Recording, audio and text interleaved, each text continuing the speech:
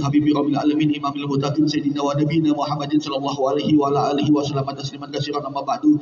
Yang kita muliakan dan kita hormati, yang dimuliakan oleh Allah Subhanahu wa taala, sayyidina Syekh Al-Karim Al-Hafizillah Al-Qutub sayyidina Syekh Hafiz Al-Karim Mahdi Syekh Salim. Mudah-mudahan bersama orang-orang yang sudah pergi meninggalkan kita di tempat yang min raudatan min riyadil jannah bersama Nabi besar Nabi Muhammad sallallahu alaihi wasallam, dan diberikan kemuliaan serta kita semua yang masih hidup di sini, murid-murid Sayyidina Syekh Hafiz Al-Karim Mahdi Salim, dikabulkan hajat-hajatnya, diberikan kemuliaan keselamatan fi dunia wa dunia wal akhirat, diberikan kesuksesan fi dunia wa dunia wal akhirat.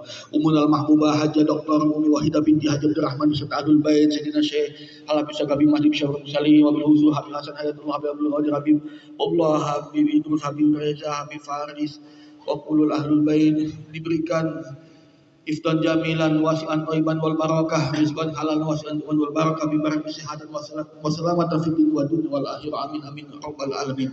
Dan kita selaku muridnya juga dikabulkan hajat-hajat kita, diberikan panjang umur dalam sehat walafiat. Amin amin amin ya Allah ya rabbal alamin. Para ustaz, para asatidzah juga diberikan, kabulkan hajat-hajatnya, diberikan keselamatan fid dunya wa dunya wal akhirah. Amin amin ya rabbal alamin. Pada hari ini kita sudah seperti biasa sudah memasuki bulan di mana bulan Sya'ban yang sebentar lagi memasuki bulan Ramadan ini. Jangan lupa senantiasa kita mengabdi kepada keluarga kita, saudara-saudari kita, kepada ayah bunda kita, kepada guru-guru kita, dan mudah-mudahan diberikan keistiqomahan, keselamatan, dan kesabaran. Habis ini tausiah disampaikan Al-Habib Hasan Hayatullah, mudah-mudahan memberikan taufik dan hidayah bagi kita semua dari Allah Subhanahu wa taala. Yang pertama, jangan terburu-buru ketika waktu mau pulang ke rumah. Karena terburu-buru itu adalah daripada sifat syaitonir rajim. Jadi siapa sifat yang suka terburu-buru itu adalah daripada gangguan syaitan. Sebab itu kita harus tenang, karena kita yang patutnya sebentar lagi akan melaksanakan liburan. Sebenarnya kita seharusnya menangis, bukan berbahagia. Karena apa? Karena kita akan diuji keimanan, ketakwaan, dan nafsu sanubari bisu'i, sanubari kita, jiwa, jasmani, dan rohani kita ketika nanti di luar. Kita akan ketemu orang, kita akan berbicara dengan orang, kita akan bertoleransi, berinteraksi kepada orang. Dan disitulah mulai menumpuknya dosa. Sebab itu banyak wali-wali Allah, orang-orang soleh itu tidak mau berjumpa dengan orang. Termasuk saya sebenarnya tidak suka ketemu sama orang. Jujur, saya itu sebenarnya antisosial. Kalau nggak diperintah sama yang mulia Umunal Mahbub Umi Wahidah binti Haji Abdul Rahman, nggak keluar rumah saya. Lebih enak ibadah, duduk berzikir, bermunajat, mengaji, menghafal Al-Quran, itu lebih nikmat daripada ketemu manusia. Jujur dari hati sanubari saya. Karena Habib Hasan pernah bilang sama saya, Habib Hasan Hayatullah pernah bilang sama saya, Bang, saya kalau duduk sama orang-orang kaya, beliau itu selalu pingin curhat, pingin didengar ceritanya. Karena masa lalu kehidupannya beliau ingin diceritakan, dicurhatkan supaya tidak sempit hatinya. Sebagai ustadz, sebagai ulama, kita juga harus membimbing beliau, Bang, kata Habib Hasan. Saya satu mobil sama orang kaya, dengar ceritahan coletehannya, ngobrolannya, kehidupannya, kisah manis pahit kehidupannya, curhatan hatinya. Saya di mobil pusing, Bang. Tapi mau bagaimana lagi, itulah pekerjaan ulama. Harus mendengarkan susah sedih umat di bawah. Karena pejabat tidak mau mendengarkan jeritan hati umat muslim, kesusahan hati orang Islam, kesusahan hati orang miskin atau orang kaya. Yang mau mendengarkan, yang mau membantu cuman ulama, cuman kiai, cuman ustadz, cuman para habaib.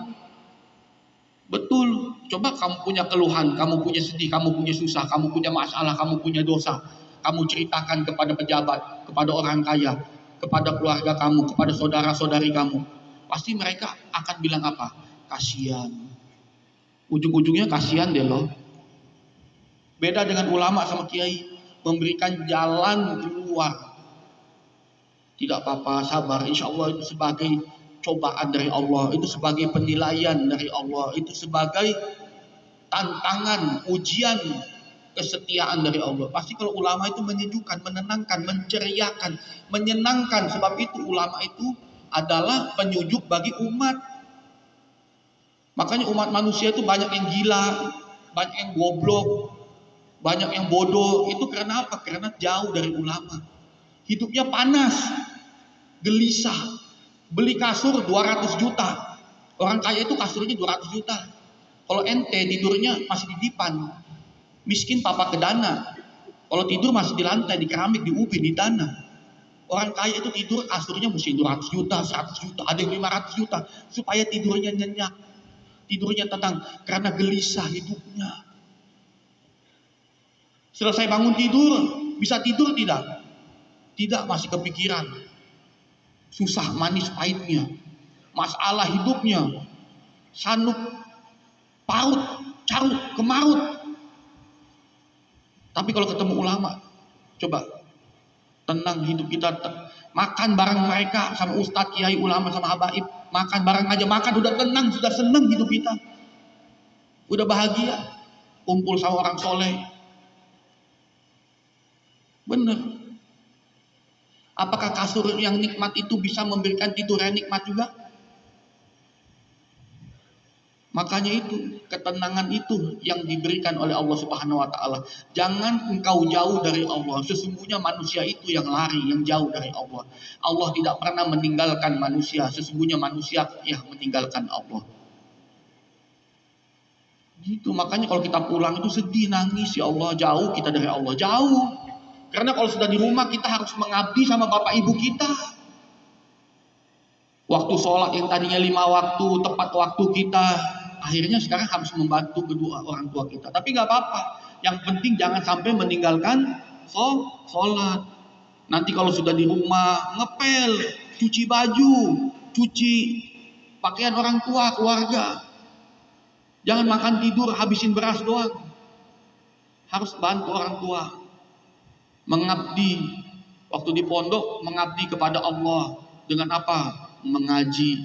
Menjadi orang yang pintar supaya bisa membantu umat Islam. Sudah di rumah, bantu orang tua. Jangan ngabis-ngabisin makan doang. Habis-habisin beras.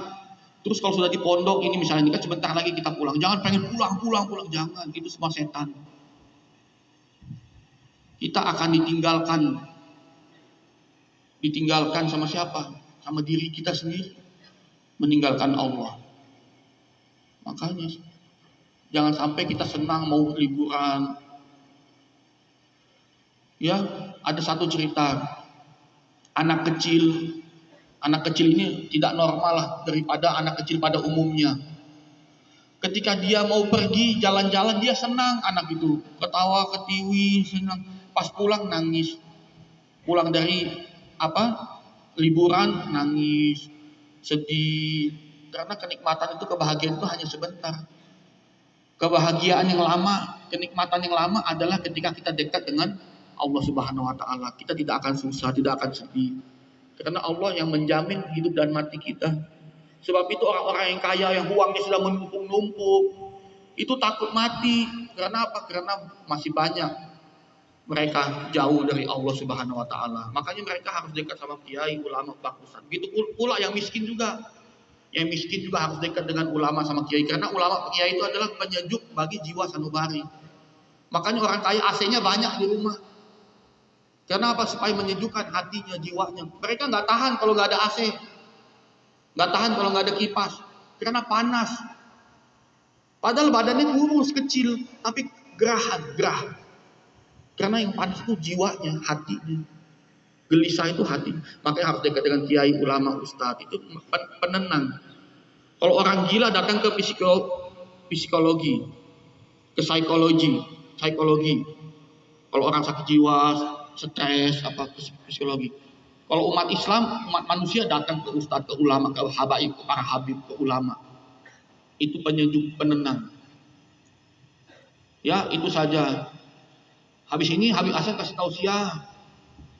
Ya, jadi anak-anak jangan gelisah pengen sudah pulang, baju-baju semua diambilin punya temennya, celananya, sendal semua diambil, jangan. Ya, jangan pernah mengambil hak orang. Bukan masalah dosa besar atau dosa kecilnya. Sendal doang, masa dosanya?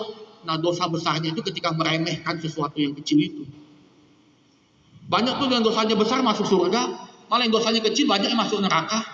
Karena apa? Nah, cuma ambil sendal doang kecil. Karena meremehkan itulah sebenarnya dosa besarnya di situ. Makanya jangan sampai kita sebagai umat Islam gampang-gampang meremehkan sesuatu yang kecil itu.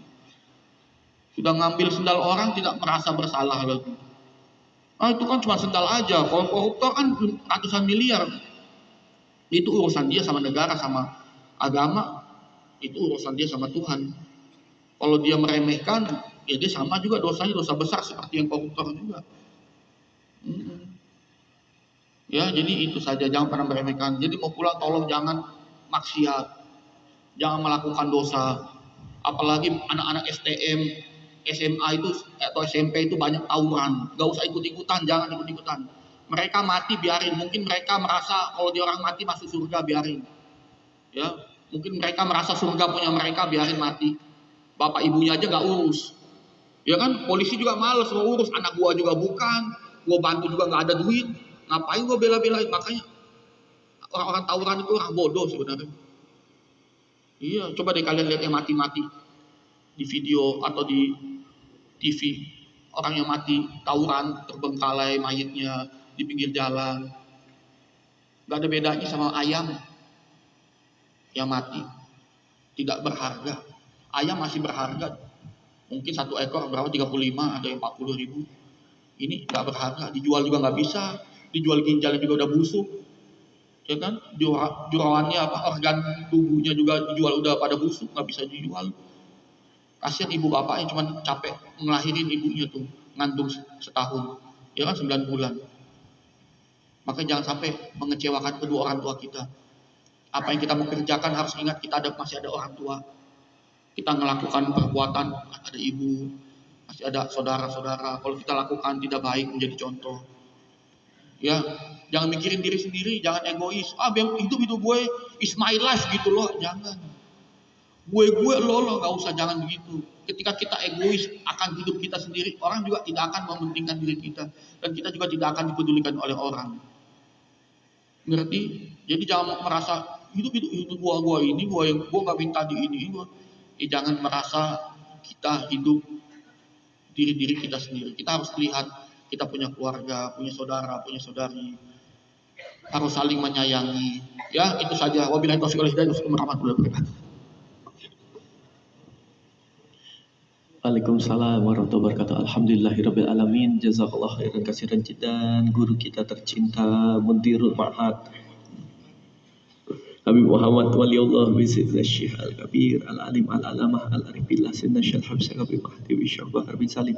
InsyaAllah Allah meninggikan ilmu beliau, Allah meninggikan derajat beliau, Allah menyehatkan badan beliau, dan insyaAllah Allah selalu mendekatkan kita semua dekat dengan Allah Subhanahu wa taala biwasilah sayyidina wa nabiyina wa maulana Muhammadin sallallahu alaihi wasallam.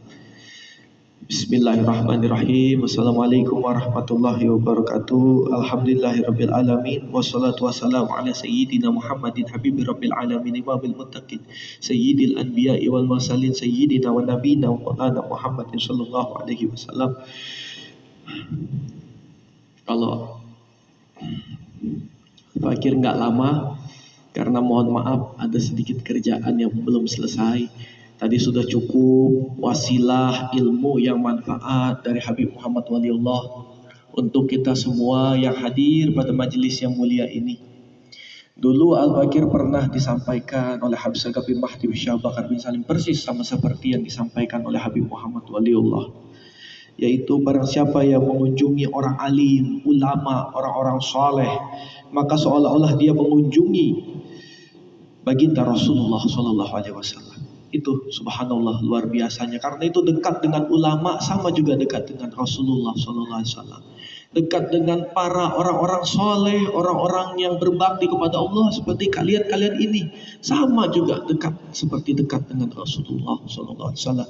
Karena itu kita dekat dengan ulama, dekat dengan orang-orang soleh. Itu kita dekat dengan Rasulullah SAW. Dan barang siapa yang berjabat tangan dengan ulama, maka seolah-olah berjabat tangan dengan Rasulullah SAW. Itu juga sama, kita berjabat tangan dengan guru kita, cium tangan guru kita, sama dengan cium tangan dengan Rasulullah SAW. Dan insya Allah barang siapa yang duduk berdampingan dengan orang alim, maka seolah-olah dia duduk berdampingan dengan Rasulullah SAW. Ini yang disampaikan oleh Habib Sagaf bin Mahdi bin Syekh Bakar bin Salim. Dan barang siapa yang berdampingan duduk bersebelahan dengan Rasulullah SAW, maka insya Allah beliau akan bersama dengan Rasulullah SAW mendapat syafaat di yaumil qiyamah, dan insya Allah duduk berdampingan juga di surga Jannatul Firdaus. Jadi ini yang disampaikan oleh Habib Muhammad Waliullah, yang disampaikan oleh Habib Sagaf bin Mahdi. Ternyata ini adalah sabdanya Rasulullah SAW yang diambil dari Tanqihul Qaul al-Hadis karya Syekh Nawawi al-Bantani. Jadi karena itu kita dekat dengan ulama sama dekat dengan Rasulullah SAW. Kita dekat dengan orang-orang saleh sama dekat dengan Rasulullah SAW. Kita cium tangan ulama sama dengan mencium tangan Rasulullah SAW. Dan kalau siapa yang berdekatan mencium tangan dan duduk berdampingan dengan ulama dan juga sama seperti duduk berdampingan dengan Rasulullah SAW, insya Allah kita akan diakui sebagai umatnya di yaumil qiyamah nanti, di yaumil mahsyar nanti, dan di dalam surga Jannatul Firdaus. Itu saja pesan dari Al-Fakir. Mohon dimaafkan yang sebesar-besarnya. Maklum kita ini kuli, jadi banyak kegiatan di luar. Mohon maaf kemarin juga Jumat belum bisa di sini karena memang ada beberapa kegiatan harus diselesaikan. Nah, alhamdulillah beras juga sudah turun. Insya Allah kita doakan guru kita yang mulia Ummul Mahbubah Wahidah binti Haji Abdurrahman.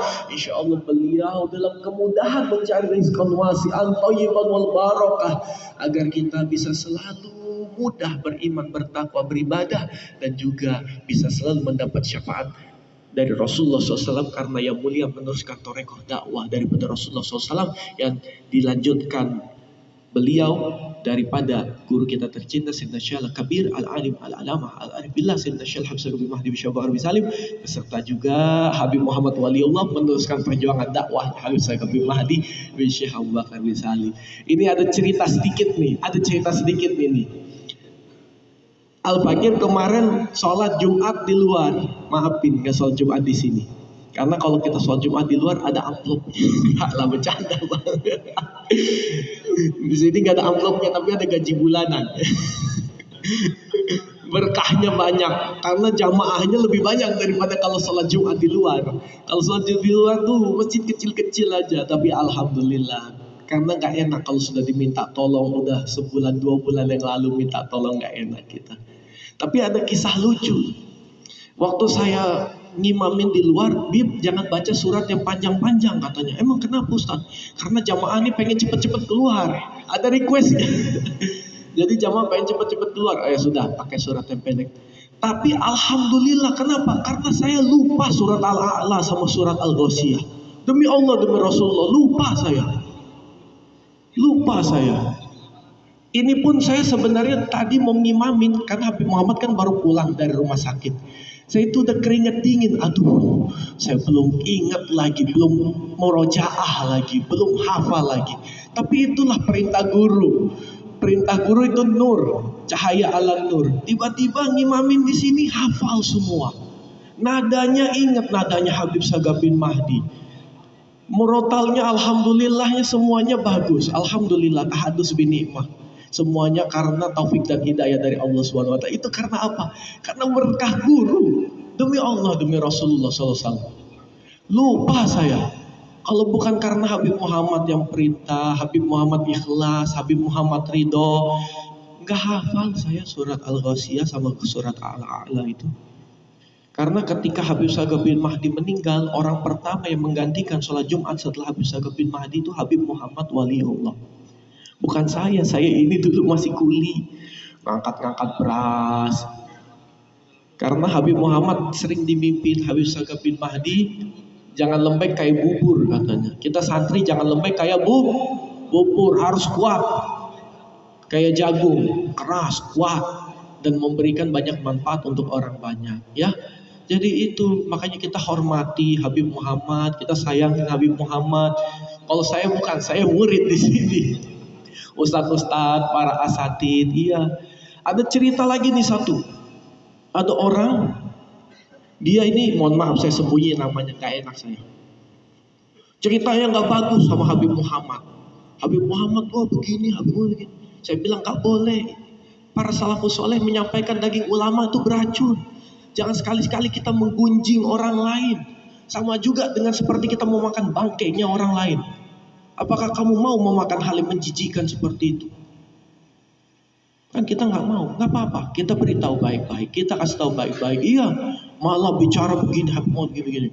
Besoknya sakit, muntah-muntah. Demi Allah, demi Rasulullah SAW. Ini saya nggak bohong, ini bohong lidah saya kepotong. Sakit, muntah-muntah. Minta tolong sama saya.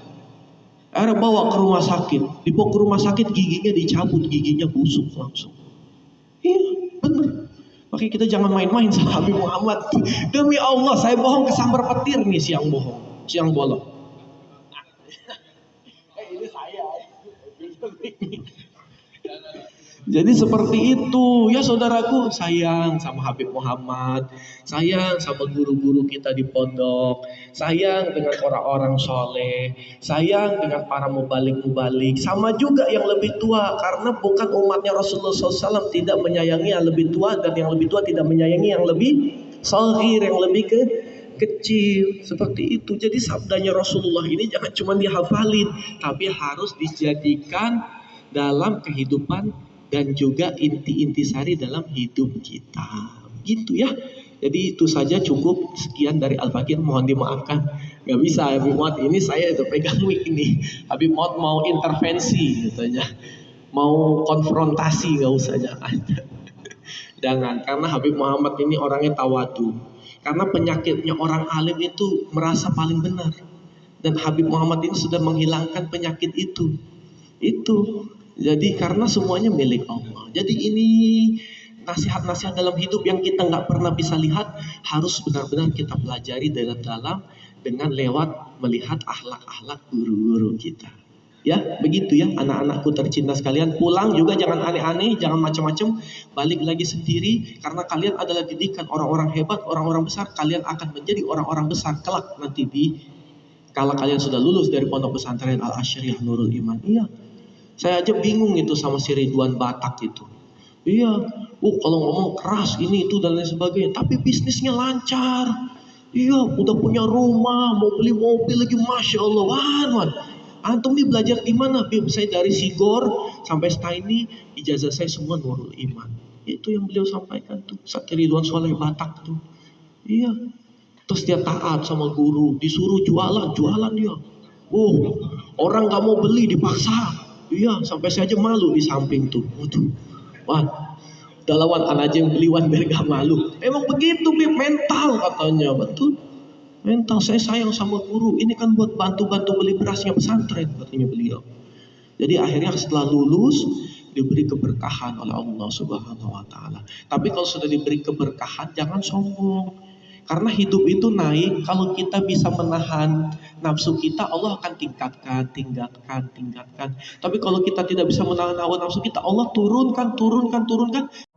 Jadi udah sukses, berhenti, tiba-tiba turun, karirnya hancur. Karena apa? Setelah sudah mau mulai naik ke puncak, tidak mengingat Allah, tidak mengingat Rasulullah, yang diingat adalah bisikan-bisikan dari syaitan. Wabillahi taufiq wal hidayah. Wassalamualaikum warahmatullahi wabarakatuh. Shallu sunnah ba'diyata Jum'ah. معهد العصر يا نور